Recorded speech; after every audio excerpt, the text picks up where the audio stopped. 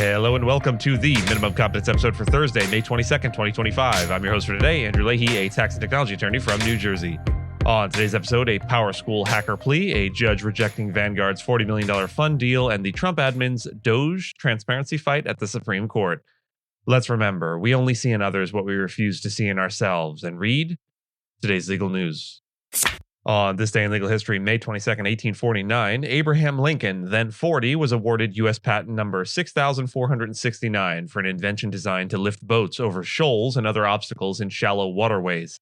The device involved a system of bellows attached to the hull of a boat, which could be inflated to lift the vessel over obstructions. Lincoln conceived the idea after witnessing firsthand how flatboats became stranded on sandbars during his travels on the Mississippi River. Though the invention was never manufactured, Lincoln's patent represents a rare intersection of legal, political, and technological history.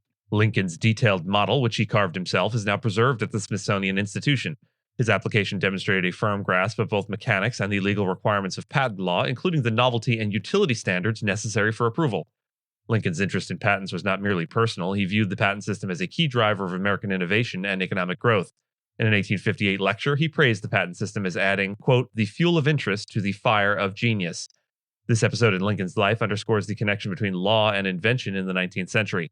The U.S. patent system, formalized under the Patent Act of 1790 and modified several times by Lincoln's era, provided crucial protections to inventors during a time of rapid industrial development.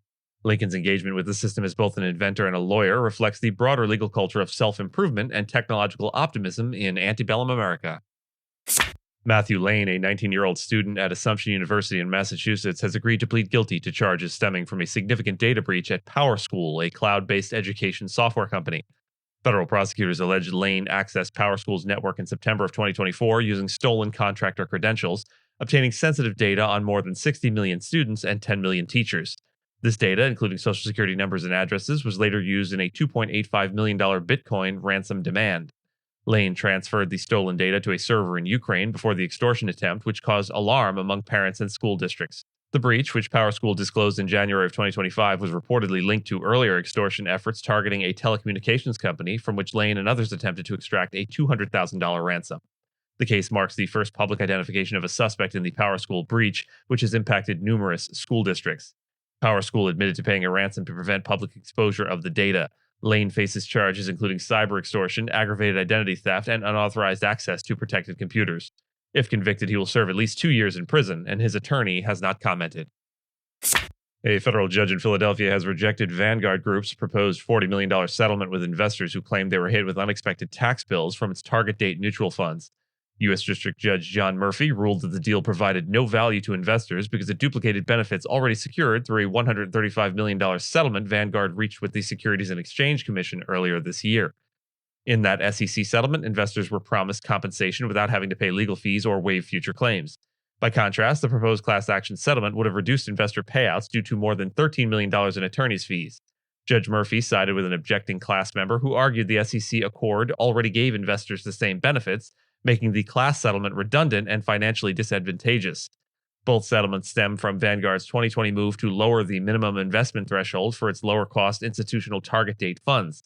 This triggered a mass migration from higher-cost retail funds, prompting large redemptions that led to capital gains being passed on to remaining investors. Vanguard argued that rejecting the settlement might discourage firms from resolving regulatory and civil actions simultaneously. However, the court emphasized fairness to the class over procedural convenience. The Trump administration has asked the U.S. Supreme Court to block a lower court order requiring it to provide documents and testimony about the Department of Government Efficiency, or DOJ, a White House office linked to Elon Musk's federal reform initiative. The watchdog group Citizens for Responsibility and Ethics in Washington, or CREW, filed a lawsuit seeking transparency about DOJ's operations, arguing that it should be subject to the Freedom of Information Act.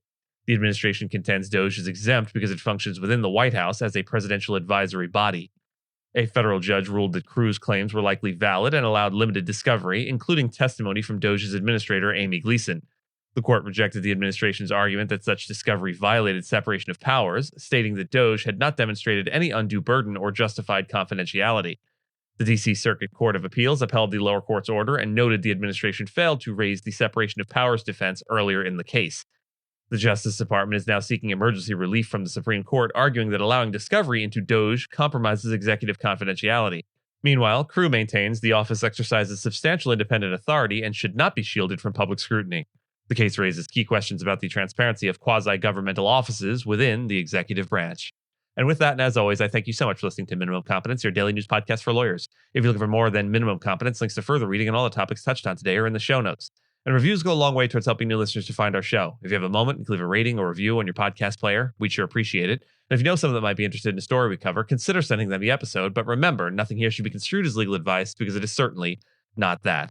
Minimum Competence is available at minimumcomp.com and wherever it is you get your finely crafted podcasts. If you haven't checked out the website in a while, give it a look. There are complete transcripts and resources for each episode and its corresponding segments, as well as an opportunity to receive new episodes in email, newsletter, form. We'll see you back here tomorrow, and until then, remember, the louder he talked of his honor, the faster we counted our spoons.